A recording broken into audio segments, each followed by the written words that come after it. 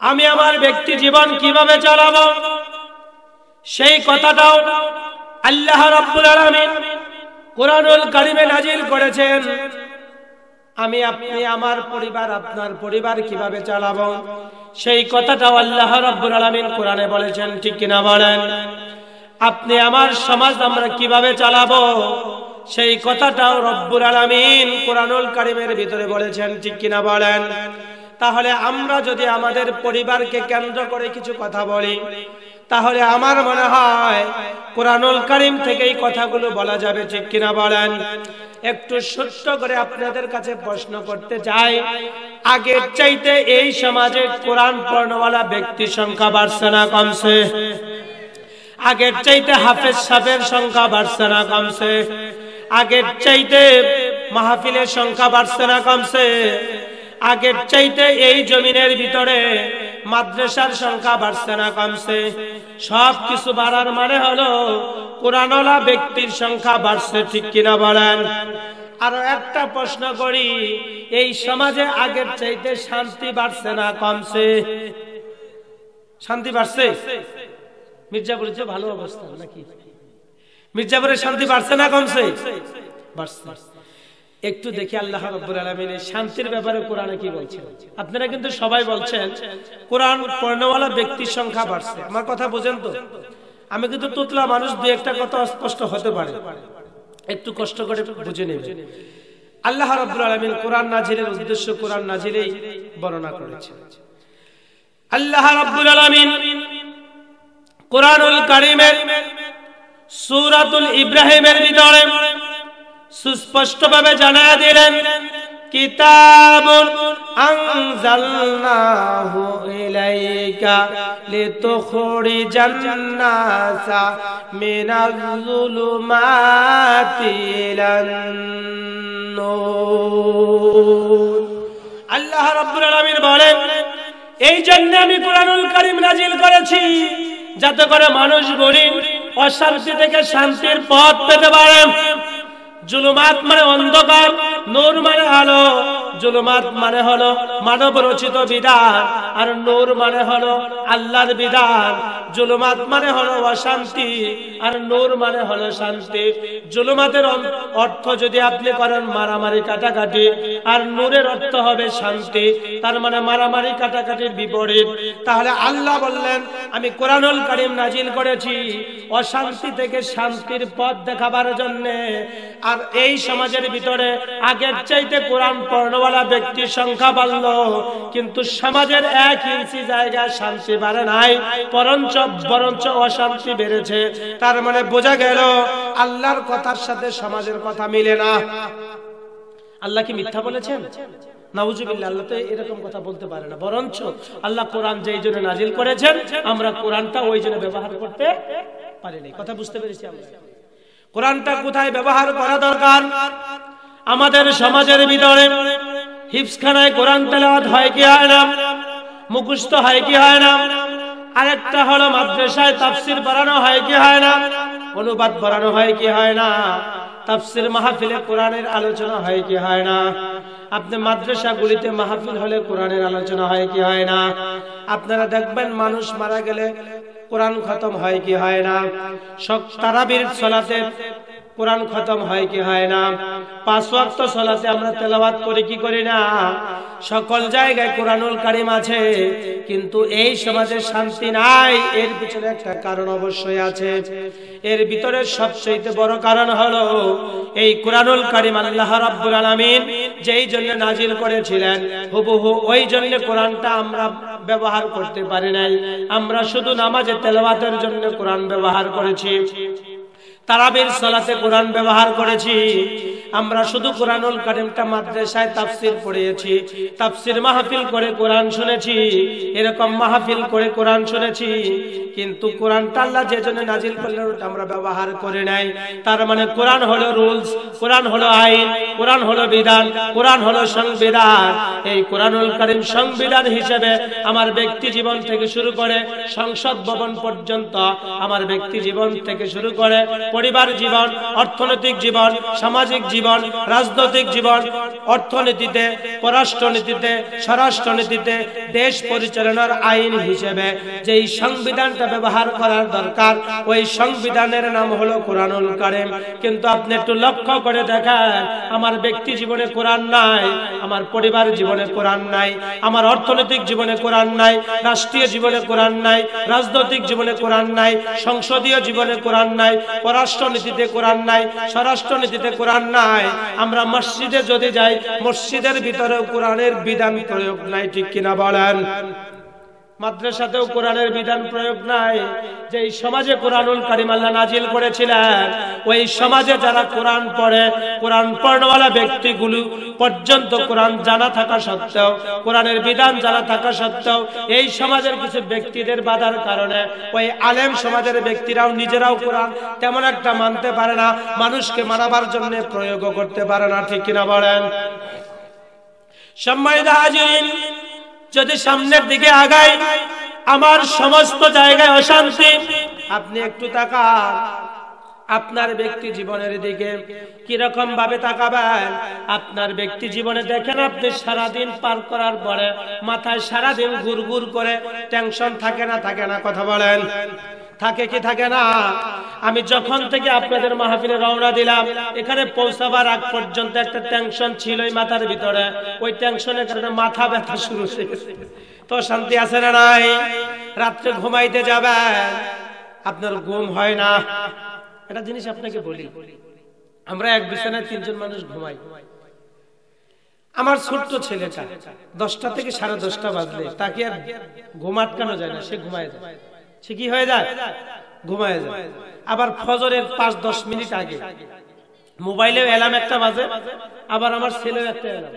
কথা বুঝতে পেরেছেন তো? জাস্ট টাইমে জেগে গেছে। কিন্তু একটা জিনিস কল্পনা করে দেখেন, আপনি আমি যখন ঘুমাই কিছু না কিছু টেনশন কাজ করে, একটু পরে আমাদের ঘুম হয় না, বললাম। তার মানে বোঝা গেল আমাদের ব্যক্তি জীবনে কি নাই? শান্তি। আপনার পরিবারের দিকে তাকান, পরিবারেও শান্তি নাই। শান্তি নাই, কেমন শান্তি নাই?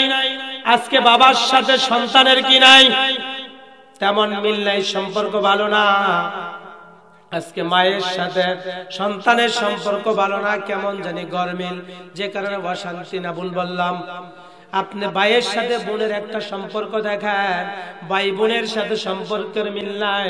শুধু দাওয়াত খাওয়ার ক্ষেত্রে, ভাই বোনের ছেলে মেয়ে বিবাহ দেওয়ার ক্ষেত্রে মিল আছে, কিন্তু সম্পদের বন্টনের ক্ষেত্রে কি নাই? মিল নাই, অশান্তি আছে না নাই?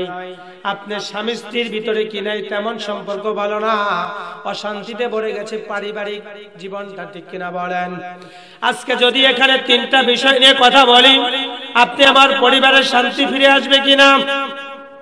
আসবে একটাই কারণ, যদি আমরা কোরআনুল কারীমটা এই সমাজে বাস্তবায়ন করার আগে আমি আমার ব্যক্তি জীবনে, সমাজ জীবনে বাস্তবায়ন করতে পারি, আল্লাহর কসম আমার পরিবারে অশান্তি থাকবে না। প্রথমে আসি পিতামাতার সাথে সন্তানের গরমিল, সম্পর্ক তেমন ভালো নয়, যে কারণে কি হচ্ছে? অশান্তি হচ্ছে। কেমন অশান্তি? আজকে বাবা হিসেবে, মা হিসেবে, একজন মা একজন বাবা সন্তানের কাছ থেকে ভালো একটা ব্যবহার চায়, না ভুল বললাম? উত্তম আচরণ চায়, কারণ সে দাবিদার। সে কি দাবিদার? সে চায় এই জন্য দিতে হবে এমনটা নয়, সেটা দাবিদার। আখিরাতের কথা একটু অল্পের জন্য বাদ রাখলাম, অল্প সময়ের জন্য। এই দুনিয়ায় আপনি আমার জীবনে পিতা মাতার যে অবদান আছে, এই অবদানের আপনার বিনিময় স্বরূপ তিনি আমার কাছে ভালো ব্যবহার পান। কথা কি আপনি বুঝতে পেরেছেন? এখন আখিরাতের কথা আসেন। আমরা তো আখিরাত মানি কোরআনকে কেন্দ্রিক, না ভুল বললাম আমি? কোরআনের কারণেই তো আমরা আখিরাতের সংবাদ পেয়েছি, না ভুল বললাম আমি? সম্মানিত হাজির, সেই দাবিটা কেন? কোরআনের ভাষাটা কেমন?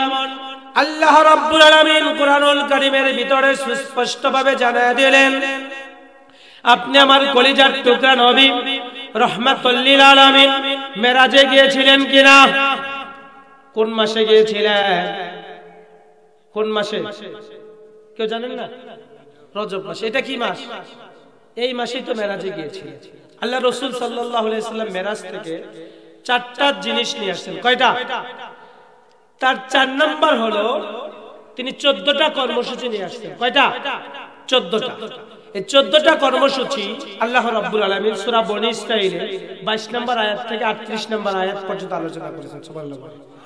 আল্লাহ রাব্বুল আলামিন প্রথম 2টা কর্মসূচি শুরুতেই জানিয়ে দিলেন, ওয়াকাদা রাব্বুকা আল্লা তা'বুদু ইল্লা ইয়াহু ওয়া বিল ওয়ালিদাইনি ইহসানা। আল্লাহ রাব্বুল আলামিন জানিয়ে দিলেন তোমাদের উপরে কয়টা নির্দেশ দেওয়া হলো, বাধ্যতামূলক কিছু কথা তোমাকে শোনানো হচ্ছে, শুনে নাও। আল্লাহ ব্যতীত অন্য কারো কাছে মাথা নত করা যাবে না। কথা কার? আল্লাহ ব্যতীত অন্য কারো কাছে মাথা নত করা যাবে না। কথা কার? তারপর আল্লাহ বলেন ওয়াবিল ওয়ালিদাইনি ইহসানা, তোমরা তোমাদের পিতা মাতার সাথে সদাচরণ করো। এখানে কর্মসূচি গুলো কয়টা? একটা হলো আল্লাহ ব্যতীত অন্য কারো কাছে মাথা নত করা যাবে না, আর 2 নাম্বার হলো কি? পিতা মাতার সাথে সদাচরণ করা। যেহেতু আয়াত পড়েছি ব্যাখ্যা একটু বলা লাগবে। আল্লাহ ব্যতীত অন্য কারো কাছে মাথা নত করা যাবে না, এর মানেগুলো কেমন? আমরা করি কি করি না? আমরা কি আল্লাহ ব্যতীত অন্য কারো কাছে মাথা নত করি নাকি? বুঝা উত্তর দিয়ে। মাথা নত করি নাকি? সমাজে করি। যা হোক, কিছু ভাই সঠিক জবাব দিলেন। এই যে আমি কথা বলতেছি, এটা তো পারিবারিক মাহফিল, এখানে হয়তো অতিথি নাও আসতে আসবে। আমি কয়েকদিন আগে জামালপুরে একটা বক্তৃতা করতেছি। জামালপুর আমাদের এলাকায়, মানে মধুপুর থেকে জামালপুর যাইতে সময় লাগে না, কিন্তু আপনাদের মির্জাপুরে আসতে অনেক সময় লাগে। কথা বুঝছেন তো? তো ওখানে বক্তৃতা করতেছি, এক অতিথি আসছে। উনি আসার কথা হলো 9:30, উনি আসছেন হলো 10:15। কথা বুঝতে পেরেছেন তো? আসতে কয়টায়? 10:15। আমাকে 10টায় মঞ্চে দিয়েছে। দেবার পরে আমাকে একটু চিঠি দিলেন। তা আমাদের প্রধান অতিথি মহোদয় এবং 4-5 জন বিশেষ অতিথি আসছে। শুধুমাত্র প্রধান অতিথি, উনি 2 থেকে 3 মিনিট, তার উপরে যাবে না, কথা বলবেন, আপনি একটু সুযোগ দেন। এখানে লিখে দিলেন, আমাকে একটা চিঠি দিলেন। আমি বললাম এটা দেওয়া সম্ভব না। আমি বললাম কি এটা দেওয়া সম্ভব নয়। কেন? আমি বললাম আমি সূরাতুল আসর থেকে সরাসরি কোরআনের কথা বলছি। আমার কথার গুরুত্ব না থাকতে পারে, কিন্তু কোরআনের কথার গুরুত্ব আছে না নাই? কোরআনের কথার চাইতে এই পৃথিবীতে অন্য কোন কথার গুরুত্ব আছে? অন্য কোন ব্যক্তির কথার গুরুত্ব আছে? কোরআন কার কথা? চিল্লায় বলতে হবে, কোরআন কার কথা? আল্লাহর কথার ভিতরে পৃথিবীর কোন মানুষের কথার গুরুত্ব নাই। আল্লাহর কাজের সামনে অন্য কোন মানুষের কাজের কোন গুরুত্ব নাই। উনারা বলেন উনি তো ব্যস্ত মানুষ, চলে যান। আমি আবার অন্য আরেকটা আয়াত পড়ে তাদেরকে বললাম এই মুহূর্তের জন্য এখন জরুরি কোনটা? সকল জনগণ জবাব দিলেন কোরআনের কথা বলা। তার মানে কোরআনের কথার মাঝখানে আমরা যখন অতিথি ঢুকিয়ে দেই, আমি প্রিন্সিপাল হিসেবে, আমি তো একটা মাদ্রাসা পরিচালনা করি, আমি প্রিন্সিপাল হিসেবে আল্লাহর কথার চাইতে অতিথির কথার গুরুত্ব বেশি দেই। আমি ইমাম সাহেব হিসেবে জুমার খুতবায় আমার বক্তব্যকে বন্ধ করে দিয়া মসজিদের সভাপতি অথবা অন্য কোন বিত্তশালী ধনী ব্যক্তিকে আমি কথা বলার সুযোগ দিলাম। আমি আমার কোরআনের কথাকে বাদ দিয়ে, আল্লাহর কথাকে বাদ দিয়া আমি যখন মানুষের কথাকে গুরুত্ব দিলাম, মানুষের কাজেরকে গুরুত্ব দিলাম, তখন মনে রাখবেন আমার নিজের অজান্তেই আমি এটাকে নিজে মনে করেছিলাম ভালো, কিন্তু আমার অজান্তেই আমি আল্লাহর কথার চাইতে মানুষের কথার গুরুত্ব বেশি দিয়া আমি তো নিজে একটা শিরক করেছি, আমি টেরও পাই নাই। কথা বুঝতে পেরেছেন তো? এরকম ভাবে পৃথিবীতে চলতে গিয়ে আমি তো অনেক বড় বড় শিরক করে ফেলি, আমি জানি না, আমি জানি না আমার দ্বারা গুনাহ হয়ে যায়। আমার দ্বারা আল্লাহর আইনকে বাদ দিয়া, আল্লাহর বিধানকে বাদ দিয়া আমি যখন মানব রচিত বিধানগুলি আমার ব্যক্তি জীবনে, সমাজ জীবনে প্রয়োগ করে দেই, তখন তো আমি আল্লাহর আইনকে বাদ দিয়া, আল্লাহর বিধানকে বাদ দিয়া, কোরআনকে বাদ দিয়া, আল্লাহ রাসূলের হাদিসকে বাদ দিয়া আমি যখন এই পৃথিবীতে অন্য কোনো কিছুকে, অন্য কোনো মতাদর্শ মতাদর্শকে, অন্য কোনো বিষয়কে প্রাধান্য দেই, মনে রাখবেন আমার নিজের অজান্তে আমি শিরিক করে ফেলি, টের পাই না। ঠিক কিনা বলেন? এজন্য আল্লাহ বলেছেন আল্লাহ ব্যতীত কারো কাছে মাথা নত করা যাবে না, করবে যারা। এই ব্যাপারে বিশ্ব নবীর একটা হাদিস শুনেন। আন জাবের রাদিয়াল্লাহু আনহু ক্বালা ক্বালা রাসূলুল্লাহ সাল্লাল্লাহু আলাইহি ওয়াসাল্লাম সিনতানি মুজিবাতান ক্বালা রাজুলুন ইয়া রাসূলুল্লাহ মাআল মুজিবাতান ক্বালা রাসূলুল্লাহ সাল্লাল্লাহু আলাইহি ওয়াসাল্লাম, যে আল্লাহ রাসূল সাল্লাল্লাহু আলাইহি ওয়াসাল্লামের একজন সাহাবী নাম এই জাবের রাদিয়াল্লাহু আনহু বলেন যে আল্লাহ রাসূল বলেছেন দুইটা বিষয় এরকম আছে, একটা হলে আরেকটা হবেই, একটা হলে আরেকটা হবেই। এক সাহাবী প্রশ্ন করলো, ওগো আল্লাহ রাসূল ওই দুইটা বিষয় কি? আল্লাহ রাসূল বলেন মান মাতা ইশরিক বিল্লাহি শাইয়ান দাখালান নার, যে ব্যক্তি আল্লাহর সাথে অন্য কাউকে শরীক করে মৃত্যুবরণ করলো ওই ব্যক্তি জাহান্নামে প্রবেশ করলো। ওমান মাতা লা ইশরিক বিল্লাহি শাইয়ান দাখালাল জান্নাহ, আর যে ব্যক্তি আল্লাহ ব্যতীত আল্লাহর সাথে অন্য কাউকে শরীক না করে মৃত্যুবরণ করলো ওই ব্যক্তি জান্নাতে প্রবেশ করলো। সুবহানাল্লাহ বলেন। এখন বলেন আমি যদি পৃথিবীতে আল্লাহর আইনকে বাদ দিয়া, আল্লাহর বিধানকে বাদ দিয়া মানুষের আইনকে, মানুষের তৈরি মতাদর্শকে প্রাধান্য বেশি দেই, তাহলে কি আমি শিরক করতেছি কি করতেছি না? কথা বলেন। এজন্য অনুরোধ জানাই সবার আগে প্রাধান্য দিতে হবে কি? কোরআন। এই কোরআনকে প্রাধান্য দিতে পারবে যারা, শিরক মুক্ত জীবন গঠন করতে পারবে তারা। আজকে ওই বিষয়ে কথা নয়, অন্য বিষয়ে কথা, এজন্য ওখানে আর বাড়াচ্ছি না। আল্লাহ তারপরে কি বলেছেন? ওয়াবিল ওয়ালিদাইনি ইহসানা, তোমরা তোমাদের পিতামাতার সাথে সদাচরণ করা। একটা প্রশ্ন করতে চাই, আল্লাহ বললেন তোমরা তোমাদের পিতামাতার সাথে সদাচরণ করা। সদাচরণ করার কয়েকটা অর্থ হতে পারে। এক নাম্বার অর্থ হলো আপনি আপনার পিতামাতার সাথে আগে ভালো একটা ব্যবহার করবেন, 2 নাম্বার খেদমত করবেন, 3 নাম্বার পিতামাতার শরীয়ত বিরোধী কোনো কথা না বললে ওই কথাগুলো মানবেন, 4 নাম্বার এই যে আপনার পিতামাতার সাথে সদাচরণ করার কথার মানে হলো আপনার পিতামাতা যখন পৃথিবীর জমিনে থাকবে না তখন তার দেওয়া, তিনি যখন পৃথিবীর জমিন থেকে চলে গেলেন আপনার উপরে 3টা কাজ বর্তাবে। 1 নাম্বার তাকে দাফন কাফন করা লাগবে, 3 নাম্বার তার যদি কোনো ঋণ থাকে এবং ওসিয়ত থাকে সমস্ত সম্পদ বিক্রি করে হলেও ঋণটা পরিশোধ করা লাগবে। আর ওখানে 6 নাম্বার 2 নাম্বার হলো যদি কোনো ওসিয়ত থাকে সম্পদের 3 ভাগের 1 ভাগ বিক্রি করে হলেও আপনাকে ওসিয়তটা পূরণ করা লাগবে। এটা গেল 2 নাম্বার। আর 3 নাম্বার হলো আপনার পিতামাতা মারা যাবার পরে আপনার যে সম্পদ রেখে গেল ওই সম্পদগুলো যথাযথ কোরআনের বিধান অনুযায়ী বন্টন করা লাগবে। এটা গেল 4 নাম্বার। আমরা যদি এরকম ভাবে সদাচরণের অর্থগুলি পিতামাতার ব্যাপারে করতে থাকি তাহলে আমাদের সমাজে একটু মিলিয়ে দেখেন, 1 নাম্বার হলো পিতামাতার সাথে উত্তম আচরণ করা লাগবে, পিতামাতার খেদমত করা লাগবে। এই সমাজে পিতামাতার সাথে সদাচরণ আছে নাকি? আছে? একটা কথা আপনাদেরকে একটু বুঝাই তাহলে আপনারা বুঝবেন। আমার কথা কি বুঝেন? কথা বুঝেন তো না মন খারাপ হয় আপনাদের? সম্মানিত হাজিরিন একটু মিলিয়ে দেখেন, আল্লাহর বিধানটা কত সুন্দর, আল্লাহর বিধানটা কত সুন্দর। সেটা কি রকম? আল্লাহ বললেন পিতামাতার সাথে সদাচরণ করো। কেন করো? পৃথিবীতে একটা যুক্তির দরকার আছে, পৃথিবীতে একটু কারণের দরকার আছে। আমি পিতামাতার সাথে সদাচরণটা কেন করব? এই কেন প্রশ্নের জবাব আপনাদেরকে দিচ্ছি। 1 নাম্বার, আপনি আপনার মায়ের সাথে সদাচরণ কেন করবেন? আপনার মা আপনার জীবনে 3টা জায়গায় অবদান রাখছে। কয়টা? 3টা। আর আল্লাহ রাসূল সাল্লাল্লাহু আলাইহি ওয়াসাল্লামকে এক সাহাবী প্রশ্ন করলেন, ও আল্লাহ রাসূল আমি খেদমত করব কার? আল্লাহ রাসূল জবাব দিলেন তোমার মায়ের, তারপরে তোমার মায়ের, তারপরে তোমার মায়ের, তারপরে তোমার মায়ের, তারপরে তোমার বাবা, তারপরে অন্যান্য আত্মীয় স্বজনের। আল্লাহ রাসূল ওখানে মায়ের কথা কয়বার বলেছেন? হাদিসে বললেন 3 বার, আয়াতে বললেন কি পিতামাতার সাথে সদাচরণ করো। এখন আপনি আমার মা, আপনি আমার জীবনে অবদান রাখলেন কয় জায়গায়? 3 জায়গায়। আল্লাহ রাসূল বললেন কয় জায়গায়? 3টা জায়গায়। কি? একটা হলো পৃথিবীতে আসার আগে আমি আমার মায়ের গর্ভে ছিলাম কতদিন? 10 মাস।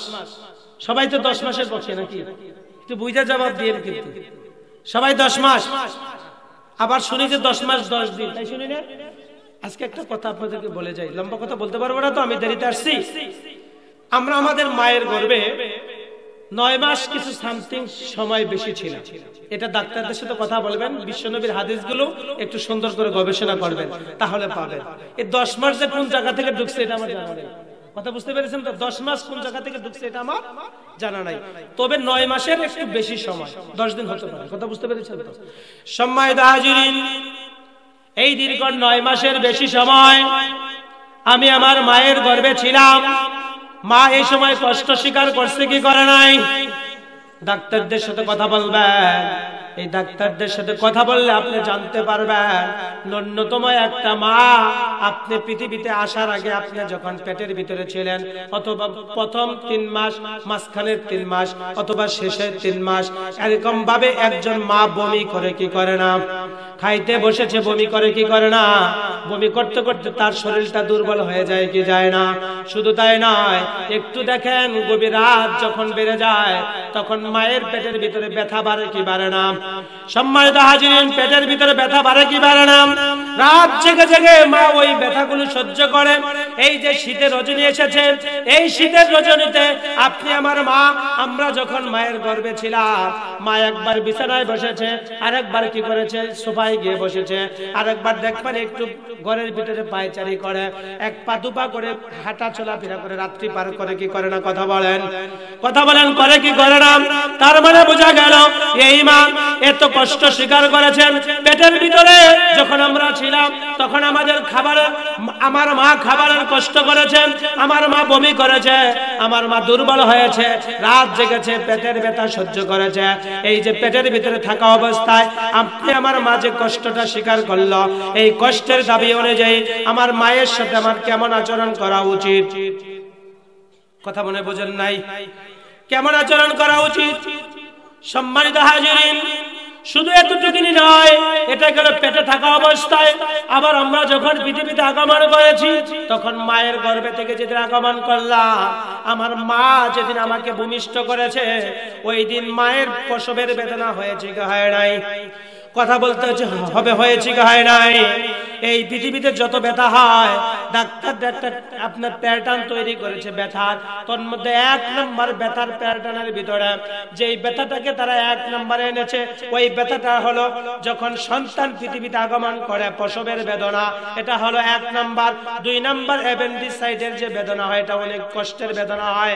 সম্মানিত হাজিরিন, পুরুষ মানুষের অ্যাপেন্ডিসাইট যদি হয়ে যায়, ওই মানুষটা বুঝতে পারবে মায়ের গর্ভে যখন ছিলাম, পৃথিবীতে যখন আগমন করেছি, মা কত কষ্ট স্বীকার করেছে।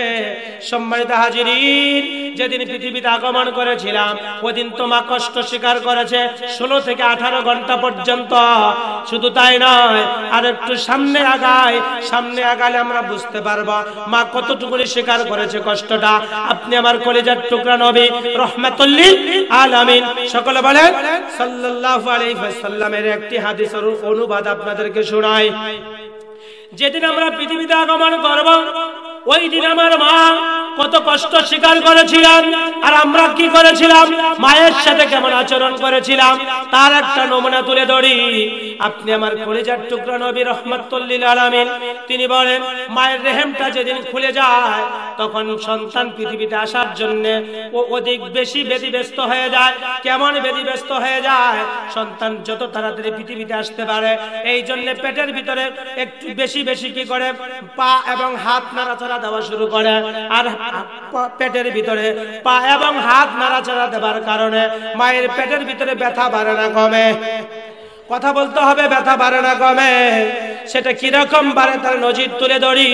সন্তান যেদিন পৃথিবীতে আগমন করবে ওই দিন আপনি আমার কলিজার টুকরা নবী রাহমাতুল লিল আলামিন, তিনি বলেন সন্তান কি করে পৃথিবীতে যখন আগমন করবে মায়ের রেহেমটা তখন শুকনা থাকে। মায়ের রেহেমটা যখন শুকনা ছিল সন্তানের মাথাটা তেমন একটা বের হয়ে আসবে না, ঠিক কিনা বলেন? শুকনা জায়গায় সন্তানের মাথাটা যখন বাধাগ্রস্ত হয়, বিশ্বনবী বলে ঠিক তখনই সন্তান সহজে মায়ের কলিজার উপরে একটা আঘাত করে দেয়, লাথি মারে। আল্লাহ রাসূল সাল্লাল্লাহু আলাইহি ওয়াসাল্লামের আরেকটা হাদিস, সন্তান যেদিন পৃথিবীতে মায়ের গর্ভে আসে, আসার সাথে সাথে ওই সন্তান পৃথিবীতে যখন আসবে, মায়ের গর্ভে যখন আসলো, আল্লাহ রাব্বুল আলামিন কলিজার পাশে একটা পানির থলে ফিট করে দেয়। সুবহানাল্লাহ বলে। শুধু পানির থলে ফিট করে দেয় এমনটা নয়, সন্তানের আকারও বাড়ে, মায়ের কলিজার পাশে পানির থলেটাও বড় হয়। সুবহানাল্লাহ বলবেন না? সন্তান যখন পৃথিবীতে আসার জন্য সর্বপ্রথম মায়ের কলিজার ভিতরে আঘাত করে দেয়। আঘাত করার সাথে সাথে ওই যে মায়ের কলিজার পাশে একটা পানির থলে ছিল, ট্যাঙ্কি ছিল, পানির থলেটা ছিঁড়ে যায়। আর পানির থলে ছিঁড়ে যাবার কারণে মায়ের রেহেম দিয়ে তখন পানি ঝরে যায়। দেখবেন সন্তান যখন পৃথিবীতে আগমন করে তার আগে মায়ের রেহেম দিয়ে অজস্র পানি ঝরে কি ঝরে না? একটু জবাব দেন, পানি ঝরে কি ঝরে না? ওই পানিটা যখন ঝরে গেল তখন মায়ের রেহেমটা আগের চাইতে এখন আরেকটু পিচ্ছিল হয়ে যায়। যখন মায়ের রেহেমটা আরেকটু পিচ্ছিল হয়ে যায় ঠিক তখনই সন্তানের মাথাটা একটু বের হয়ে আসে। একটু যখন বের হয়ে আসে সন্তান পৃথিবীতে আসার জন্য আর একটু ব্যতিব্যস্ত হয়ে যায়। আর সন্তান যখন পৃথিবীতে আসার জন্য আর একটু ব্যতিব্যস্ত হয়ে যায় ঠিক তখনই সম্মানিত হাজিরিন, আপনি আমার কলিজার টুকরা নবী রাহমাতুল লিল আলামিন তিনি বলেন ওই যে সন্তান কি করে পৃথিবীতে আসার জন্য তাড়াহুড়া যখন করে তখন মায়ের কলিজার ভিতরে দ্বিতীয় আরেকটা লাথি মারে। কখন? যখন সে বাধাগ্রস্ত হয়। দ্বিতীয়বার লাথি মারার পরে ওই কলিজার ভিতরে কি এখন আর পানি আছে নাকি? কিন্তু কলিজার ভিতরে রক্ত আছে না নাই? দ্বিতীয়বার লাথি মারার কারণে ওই কলিজা থেকে রক্তগুলো চুষে চুষে মায়ের রেহেম দিয়ে বের হয়ে যায়। একজন ডাক্তারের সাথে কথা বললাম, এই ডাক্তার আমাকে সিদ্ধান্ত জানালেন যখন সন্তান পৃথিবীতে আগমন করে একটা মায়ের 16 থেকে 18 পাউন্ড পর্যন্ত রক্ত প্রবাহিত হতে থাকে। বুঝছেন তো? সর্বোচ্চ 16 থেকে 18 পাউন্ড পর্যন্ত রক্ত কি হয়? প্রবাহিত। সম্মানিত হাজির, দ্বিতীয় লাথি মারার পরে কলিজাটা এখন শুকিয়ে গেছে কিনা কথা বলেন? সন্তানের মাথাটা আরো একটু বের হয়ে আসে। তখন এই যে দেখেন এই সাইজ গুলো যখন বাধাগ্রস্ত হয়, বাধাগ্রস্ত হবার পরে সন্তান যখন আর আসতে পারে না ঠিক তখনই কি করে মায়ের কলিজার ভিতরে সজোরে একটা আঘাত করে দেয়। আঘাত করে সন্তান পৃথিবীতে চলে আসে। আর মা কলিজার তো আগে ভিজা ছিল তেমন একটা আঘাত লাগে নাই। দ্বিতীয়বার কলিজার ভিতরে রক্ত ছিল তেমন একটা আঘাত লাগে নাই। কিন্তু তৃতীয়বার যখন আঘাত করেছে তখন মায়ের কলিজার ভিতরে একটা দাগ হয়ে যায়। ঠিক কিনা বলেন? আপনারা একটা গান শুনেছিলেন, সন্তান যদি বিদেশে বিভাগে বিপদে পড়ে যায় পৃথিবীতে আর কেউ জানুক আর না জানুক জানে কে। এই গান শুনছেন কি শুনেন নাই? এই গানের মানে হলো যেদিন আপনি মায়ের কলিজার ভিতরে আঘাত করেছিলেন ওদিন থেকে সন্তানের সাথে মায়ের সাথে একটা সম্পর্ক তৈরি করে দিয়েছেন কে? সম্পর্ক তৈরি করে দিয়েছেন কে? একটু চিল্লে বলেন তিনি কে? আপনি আমার রব কে? আর তো জোরে বলতে হবে রব কে? আর বাবার সাথে সম্পর্ক হলো ডিএনএ। বাবার সাথে সম্পর্ক কি? ডিএনএ সম্পর্ক। আপনার যুগ যুগ ধরে অনেক যুগ পর্যন্ত আপনি চলে যাবেন। বংশীয় যে আপনার পরিবর্তনটা হয়, বংশের যে থিওরিটা সিলসিলাটা আসে এটা হলো ডিএনএর সাথে সম্পর্ক। কথা বুঝতে পেরেছেন তো? কিন্তু মায়ের সাথে সন্তানের সম্পর্ক এটা হলো কি? কলিজার সাথে সম্পর্ক। ঠিক কিনা? আপনি বিপদে পড়েছেন, মায়ের মন ছটফট করে কি করে না? কথা বলেন। মায়ের মন ছটফট করে কি করে না? তো চিল্লিয়ে বলতে হবে করে কি করে না? সম্মানিত হাজিরিন, তখন মা বেহুশ হয়ে যায়। এই যে মা প্রথম কি করলেন? পেটে নিয়ে কষ্ট স্বীকার করলেন। দ্বিতীয়বার ভূমিষ্ঠ করতে গিয়ে কষ্ট স্বীকার করলেন। তাহলে ওই মায়ের সাথে কেমন আচরণ করা উচিত? ভালো না খারাপ? সম্মানিত হাজিরিন, মা অবদান রাখছে কয়টা জায়গায়? কয়টা? আমরা বললাম কয়টা জায়গায়? আরেকটা বাকি। এই পৃথিবীতে আসার পরে আপনি আমার মা আমাদের জীবনে অনেক অবদান রেখেছে। আমাকে খাওয়ানো, আমাকে গোসল করানো, আমার চাহিদা পূরণ করানো। আমি যখন মুখের ভাষা বলতে পারতাম না, আমার পেটে কখন ক্ষুধা লাগছে, আমার কখন পেটের ব্যথা হয়েছে, আমার কখন কোন প্রয়োজনটা, এগুলো আল্লাহ রাব্বুল আলামিন ওই যে মায়ের কলিজার সাথে সম্পর্ক থাকার কারণে, প্রত্যেকটা মা তার সন্তানের সাথে সম্পর্ক হবার কারণে, ওই সন্তান কি করেছে? মায়ের সাথে সম্পর্ক হবার কারণে আপনার ক্ষুধা লাগছিল, আপনার ক্ষুধা লাগার পরে খাবার খাওয়াতে হবে, এই সম্পর্কটা মা বুঝবার কারণে খাবারের ব্যবস্থা করেছে। ঠিক কিনা বলেন? সম্মানিত হাজিরিন, এই তিনটা জায়গায় মা অবদান রাখবার কারণে আল্লাহ রাসূল আমাদের ব্যাপারে বলেছেন যে আমরা যেন মায়ের খেদমত করি। কয়বার? তিনবার মায়ের সাথে ভালো ব্যবহার করি, তিনবার। আজকে থেকে আমরা মায়ের সাথে ভালো আচরণ করব। তো এই দাবি অনুযায়ী মায়ের সাথে কেমন আচরণ করা উচিত? কে কে কার কার মা আছে তো হাতটা দেখান তো দেখি। যাদের মা আছে, আল্লাহ তাআলা যাদের মা আছে তাদের মাকে সুস্থ করুন, সকল বলেন আমিন। আর যাদের মা নাই তারা হাতটা দেখান। লিল্লাহি তাকবীর। ও মালিক, যাদের মা নাই তার মায়ের কবরটাকে তুমি জান্নাতের টুকরায় পরিণত করে দাও, সকল বলেন আমিন। এবার আসেন বাবা। বাবা আমাদের জীবনে অবদান রাখছে না? কার কার বাবা আছে তারা একটু হাত দেখান। আলহামদুলিল্লাহ, তাদের বাবাকে আল্লাহ সুস্থ রাখুন, সকল বলেন আমিন। আর কার বাবা নাই শুধু তারা হাতটা দেখান।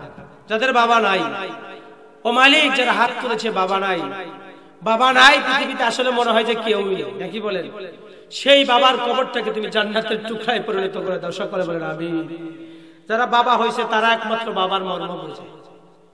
যারা বাবা হয়েছে তারা একমাত্র বাবার মর্মটা বোঝে, অন্য কেউ বুঝবে না। এই বাবা আমাদের জীবনে অনেক অবদান রেখেছেন, এগুলো আপনারা জানেন। আমি সংক্ষিপ্ত সময় আর ওগুলো উল্লেখ করছি না। সেই বাবার সাথে আমাদের কেমন আচরণ করা উচিত কথা বলেন। কুরআনুল কারীমের ওই ভাষ্য অনুযায়ী ওয়াবিল ওয়ালিদাইনি ইহসানা, আল্লাহ বললেন পিতামাতার সাথে কেমন আচরণ করো? সদাচরণ করো। আমরা কি আজকে থেকে পিতামাতার সাথে সদাচরণ করতে পারবো? তো কে কে পারবেন হাতটা আল্লাহকে দেখান। লিল্লাহি তাকবীর। আল্লাহ কবুল করে সকলে বলেন আমিন। আমাদের একটা দোষ আছে, আমরা পিতামাতাকে মানুষের মতো মানুষ করতে পারি না, কারণ কোরআনটা সন্তানকে পড়াতে পারি না। সন্তান যদি কোরআন বুঝতো, কোরআনের চরিত্রে যদি আমি আমার সন্তানকে মানুষ করতে পারতাম, আমার সন্তানের সিনায় যদি কোরআন থাকতো, আমার সন্তানের আকলের ভিতরে যদি কোরআনটাকে ফিট করে দিতে পারতাম, আমার সন্তান কখনো আমার সাথে খারাপ আচরণ করতো না, ঠিক কিনা বলেন? এজন্য আমাদেরকে কোরআনটাকে সন্তানকে শেখাতে হবে। পারবো আমরা ইনশাআল্লাহ? পারবো তো ইনশাআল্লাহ? আল্লাহ সেই তৌফিক আমাদেরকে দান করে সকল বলেন আমিন। বর্তমান সমাজে সন্তানকে কোরআন শেখাবার সবচেয়ে বড় সুযোগ হলো প্রত্যেকটা জায়গায় দেখবেন যে আপনি কি আছে সন্তান পড়াবার জন্য প্রত্যেকটা গ্রাম মহল্লায় বর্তমানে একটা করে নুরানি মাদ্রাসা গড়ে উঠছে না? উঠছে কিনা কথা বলেন? আপনি অন্তত আপনার সন্তানটাকে 3টা বছর 4টা বছর, যেখানে প্লে সহ আছে ওখানে তো 4 বছর লাগে, 4টা বছর আপনি কোরআন পড়ান। পড়াবার পরে ক্লাস 4 নিয়ে আপনি জেনারেল লাইনে পড়েন, আমার আপত্তি নেই। কিন্তু এই সময়টা যদি কোরআন পড়াতে পারেন, আপনার এই সন্তান কি হবে? মানুষের মতো মানুষ হবে। সকালবেলা যদি আপনি দুধের পিঠা খান, আপনাদের এলাকায় কি পিঠা বলে? দুধ চিতই নাকি? দুধের পিঠাই বলে, আমরা তো একই জেলার মানুষ, নাকি বলেন? এই দুধ চিতই পিঠা আপনি সকালবেলা খাইলেন, দুপুরের পরে জোহর নামাজ পড়ে একটু রোদে বসছেন, একটা ঢেকুর দিলেন, এখন আপনি কি অনুভব করেন? সকালে যে খাইছেন পিঠাটা, এটা মনে আছে নাকি? মনে ছিল না, কিন্তু এখন কি হয়ে গেছে? অটোমেটিকলি মনে আসছে। ছোট্ট সময় যখন আপনি কোরআন পড়বেন, আপনার সন্তানকে কোরআনটা শিখাবেন, যখন ওই সন্তান বড় হবে তখন চিন্তা করবে আমি তো কোরআন পড়েছি, কোরআন কিছুটা হলেও বুঝি, আমার দ্বারা অপরাধ করা উচিত হবে না, আমার দ্বারা পিতামাতার সাথে খারাপ আচরণ করা ঠিক হবে না। এজন্য আমরা সন্তানকে কোরআন পড়াবো। রাজি আছি তো? রাজি আছি তো? যাদের সন্তান ছোট আছে তারা আমরা সন্তানকে কোরআন পড়াবো। রাজি আছি সবাই? আরেকটা কথা বাড়ে তো, আমরা সকলে কোরআন যারা পড়তে জানি আর জানি না, আমরা এই বয়সেও কোরআনটা শিখবো। আল্লাহ আমাদেরকে সেই তৌফিক দান করে সকলে বলেন আমিন। আমরা তো কোরআন না পড়ে সন্তানদেরকে পড়াই কি? অনেক কিছু পড়াই, অনেক কিছু পড়াই না? আমি এটার বিরোধিতা করছি। আমি আমার মাদ্রাসায় যখন পড়াই, যেমন 7 বারের নাম শিখাচ্ছি, ওটা ইংলিশেও পড়াই, আরবিতেও পড়াই। যখন একটা ডায়লগ শিখাই, আরবিতে হেওয়ার শিখাই, ইংরেজিতে ডায়লগ শিখাই, বাংলায় কথোপকথন শিখাই। এগুলো হলো অ্যাক্সেস, কিন্তু কোরআনটা গুরুত্বপূর্ণ। কথা বুঝতে পেরেছেন তো? সম্মানিত হাজিরিন, এটা যদি করতে পারি, এই সমাজের সন্তান আর পিতামাতার সাথে সম্পর্ক ভালো হবে কি হবে না? তখন এই সমাজে শান্তি হবে না অশান্তি হবে? আমাদের আলোচনার বিষয় হলো শান্তি আনা, ঠিক কিনা বলেন? অশান্তি হবার কারণ, পরিবারে অশান্তি হবার আরেকটা কারণ হলো স্বামী স্ত্রীর মধ্যে কি নাই? মিল নাই। এটা আমি ভুল বললাম? এই গোড়ায়ের মানুষের আছে, মির্জাপুরের মানুষের আছে। আমি আমার মধুপুরের কথা বলছি, কথা বলছেন তো? আমি আমার মধুপুরের কথা বলছি। ওখানে স্বামী স্ত্রী তেমন একটা কি নাই? মিল নাই। এখন তো যে মোবাইল নামছে না, মোবাইল আসার কারণে এই স্বামী স্ত্রীর ভিতরে আরো সময় কম দেওয়া বেশি দেওয়ার একটা প্রবণতা হয়েছে। কথা বুঝছেন? আমি ভুল বললাম? এইভাবে দেখবেন যে আপনি বাড়িতে আসছেন রাত্রিবেলা, আপনার স্ত্রী মোবাইল ধাক্কাইতে আছে। আমি ভুল বললাম নাকি? আমার এলাকায় একটা কথা আছে, মাদ্রাসার মেয়ে বিয়ে করা অন্তত সংসার সুখের হবে। আমি একটা চিন্তা করে দেখলাম, মাদ্রাসার মেয়ে হলে মোবাইল পেলেও হেরাও ঠিক না, ভুল বললাম? আমি তো মাদ্রাসার মেয়ে বিয়ে করি, বন্ধু বান্ধবের ভিতরে আমি খুব সুখী আছি। তাই আপনারা আবার সবাই শুধু আবার ওইদিকে যায়, এটা হলো আপনাকে গড়ায় নিতে হবে, আপনাকে গড়াইয়া নিতে হবে। আর সময় আমার কতটুকু আছে? 10টায় আসবেন নাকি? ও যা হোক, একটু কথা বলি, শুনতেছেন তো আপনারা? সম্মানিত হাজিরিন, এই পৃথিবীতে স্বামী স্ত্রীর সম্পর্কটা কেমন হওয়া উচিত? আল্লাহ রাব্বুল আলামিন কুরআনুল কারীমের একটা আয়াত বলেছেন, এই আয়াতের অংশ বিশেষ আপনাদেরকে শোনাই। আল্লাহ বলেন, ওয়াশিরুহুন্না বিল মারুফ, তোমরা তোমাদের স্ত্রীদের সাথে সদাচরণ করা। তার মানে এই নয় আমরা শুধু স্ত্রীদের সাথে সদাচরণ করব, তারা আমাদেরকে শুধু ধমকাবে, এমনটা নয়। উভয়ের সাথে কি করতে হবে? সদাচরণ করা লাগবে। সম্মানিত হাজিরিন, সদাচরণের একটা মানে হলো স্ত্রী স্বামীকে সময় দেবে আর স্বামী স্ত্রীকে সময় দেবে। যেই পরিবারের স্বামী স্ত্রীকে সময় দেয় আর স্ত্রী স্বামীকে সময় দেয়, ওই পরিবারে অশান্তি হয় না। কথা ভুল বললাম? সম্মানিত হাজিরিন, স্ত্রীরা স্বামীকে সময় কেমন দেবেন? আপনি আমার কলিজার টুকরা নবী রাহমাতুল লিল আলামিনের একটি হাদিসের অনুবাদ আপনাদেরকে শোনায়। সাফওয়ান ইবনে মুআত্তাল, কি নাম বললাম? সাফওয়ান ইবনে মুআত্তাল, সকলে বলেন রাদিয়াল্লাহু আনহু। সম্মানিত হাজিরিন, এই সাফওয়ান ইবনে মুআত্তাল রাদিয়াল্লাহু আনহু স্ত্রী। আমি যেরকম ভাবে আপনাদেরকে নিয়ে একটি কিছু কথা বলছি, বিশ্বনবী সাল্লাল্লাহু আলাইহি ওয়াসাল্লাম ঠিক তেমনি ভাবে সাহাবীদেরকে নিয়ে ওখানে কিছু কথা বলতেছিলেন, এমন সময় সাফওয়ান ইবনে মুআত্তালের স্ত্রী আসলেন। স্ত্রী এসে ডাক দিয়ে বলল, ও আল্লাহর নবী, আমি তো সাফওয়ান ইবনে মুআত্তালের স্ত্রী, আমি 3টা অভিযোগ নিয়ে আসছি। কয়টা? কথা বলেন, কয়টা? আমি 3টা অভিযোগ নিয়ে আসছি। এই 3টা অভিযোগ হলো, আমার স্বামী, আমি যখন রাত্রিবেলা নফল সালাত আদায় করি, আমার স্বামী তখন আমাকে ধরে মারে, আমার স্বামী তখন আমাকে ধরে ধরে আঘাত করে, আমাকে অনেক প্রহার করে। 2 নম্বর অভিযোগ হলো, আমি নফল রোজা রাখি, আমার স্বামী আমাকে বারণ করে। আর 3 নম্বর হলো, আমার স্বামী প্রতিদিন সূর্য উদিত হবার পরে ফজরের সালাত পড়ে। একজন সাহাবী, তার ব্যাপারে অভিযোগগুলো শুনতে খারাপ শোনা যায় না, ভালো শোনা যায়। বিশ্বনবী ডাক দিয়ে বললেন, হে সাফওয়ান ইবনে মুআত্তাল, অভিযোগগুলি সত্য নাকি? সাফওয়ান ইবনে মুআত্তাল রাদিয়াল্লাহু আনহু দাঁড়িয়ে গেলেন, দাঁড়িয়ে বললেন, ওগো আল্লাহর নবী, সকলে বলেন সাল্লাল্লাহু আলাইহি ওয়াসাল্লাম, আমার উপরে যে 3টা অভিযোগ করা হয়েছে, 3টা অভিযোগ সত্য। বিশ্বনবী বললেন, এই 3টা কাজ তুমি কেন করা? এবার ওই সাফওয়ান ইবনে মুআত্তাল রাদিয়াল্লাহু আনহু জবাব দিলেন, ওগো আল্লাহর নবী, আমার উপরে 1 নাম্বার যে অভিযোগ আনা হয়েছে, আমি আমার স্ত্রীকে প্রহার করি। এই 1 নাম্বার অভিযোগের খণ্ডন হলো, আমার স্ত্রী কি করেছে? প্রতিদিন ইশার পরে লম্বা লম্বা 2-3টা করে সূরা দিয়া নফল সালাত আদায় করে। আমি যুবক মানুষ, সবেমাত্র বিবাহ করেছি, কিন্তু লম্বা লম্বা সূরা দিয়া সালাত আদায় করবার কারণে, লম্বা লম্বা সূরা দিয়া সালাত আদায় করবার কারণে আমাকে সময়টা কম দেয়। আমার কিছু যৌবিক চাহিদা আছে, যৌবিক চাহিদা পূরণ হয় না বলে বারবার নিষেধ করার পরেও আমার স্ত্রী কি করেছে? লম্বা সময় ধরে সালাত আদায় করবার কারণে আমি তাকে প্রহার করেছি। বিশ্বনবী ডাক দিয়ে বললেন, আরে সাফওয়ান ইবনে মুআত্তালের স্ত্রী, তুমি সহ তোমার বান্ধবীদেরকে জানিয়ে দাও, তারা যেন স্বামীর অনুমতি ব্যতীত আর নফল সালাত লম্বা সূরা দিয়ে না পড়ে, একটা করে ছোট সূরা দিয়া বাকি সময়টা তুমি কি করো? স্বামীকে দান করে দাও। 2 নম্বর, সালাত গেল, রোজা রাখতে বারণ করেছেন। এবার সাফওয়ান ইবনে মুআত্তাল ডাক দিয়ে বলেন, আল্লাহর নবী, আমার স্ত্রী কি করে? প্রতিদিন নফল রোজা রাখে। নফল রোজা রাখবার কারণে আমার স্ত্রী নফল রোজা রাখবার কারণে ক্রমশ দুর্বল হয়ে যায়। আর আমার একটা যৌবিক চাহিদা আছে, আমি স্বামী হিসেবে ওই যৌবিক চাহিদাটুকুনি পূরণ হয় না, এই জন্য আমি নফল রোজা রাখার জন্য নিষেধ করেছি। বিশ্বনবী ডাক দিয়ে বললেন, হে সাফওয়ান ইবনে মুআত্তালের স্ত্রী, তুমি সহ সহ মহিলাদেরকে জানায় দাও কেউ যেন স্বামীর অনুমতি ব্যতীত নফল রোজা না রাখে। আর 3 নম্বর অভিযোগ হলো, ওগো আল্লাহর নবী আমি সূর্য উদিত হওয়ার পরে ফজরের সালাত আদায় করে। তার কারণ হলো, ওগো আল্লাহর নবী আপনি জানেন আমি কোন পেশায় নিযুক্ত।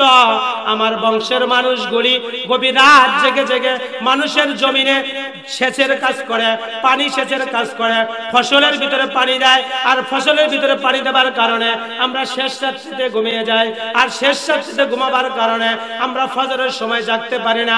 বিশ্বনবী ডাক দিয়ে বললেন, আরে সাফওয়ান ইবনে মুআত্তাল তুমি যখনই ঘুম থেকে জাগবে সাথে সাথে ফজরের সালাত পড়ে নেবে। সম্মানিত হাজিরিন, এই হাদিস থেকে বোঝা যায় স্বামীর অনুমতি ব্যতীত নফল রোজাও রাখা যাবে না। লম্বা লম্বা সূরা দিয়া নফল নামাজ পড়ার চাইতে স্বামীকে সময় দেওয়ার সওয়াব কম না বেশি? এখন আমরা শুধু এতটুকু নিতে নয়, আরেকটা ঘটনা আপনাদেরকে বলছি।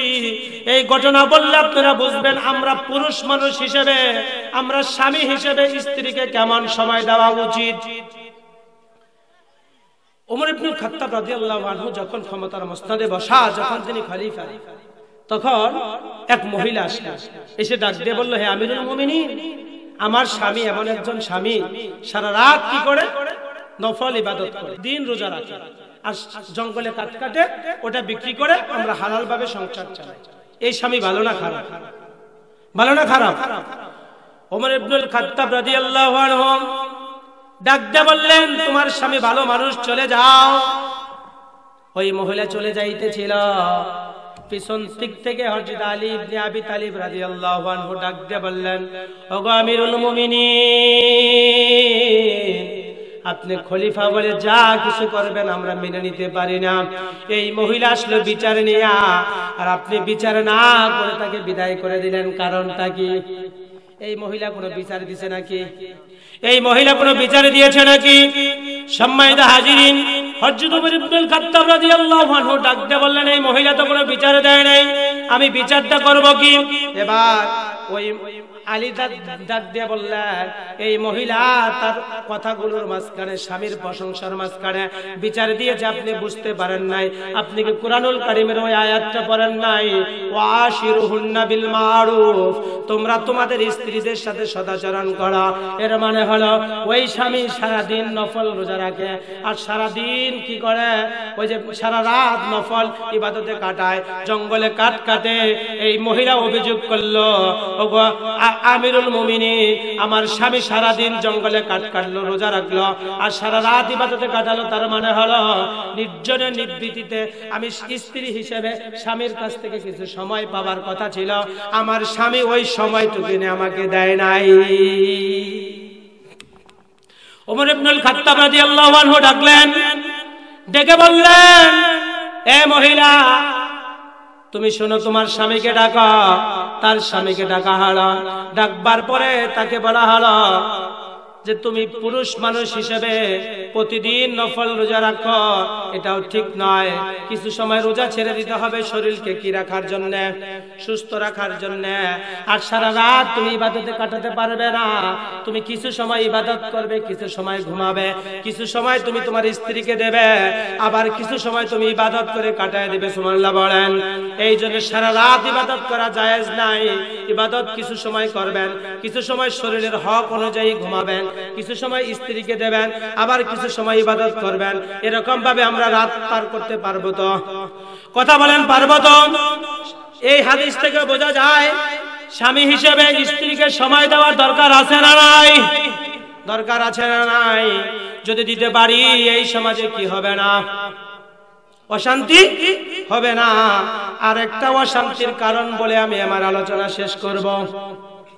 আর একটা অশান্তির কারণ হলো এই সমাজে ভাই বোনের মধ্যে কি নাই? আমরা তিনটা বিষয়ে কথা বলতে চাইছিলাম না?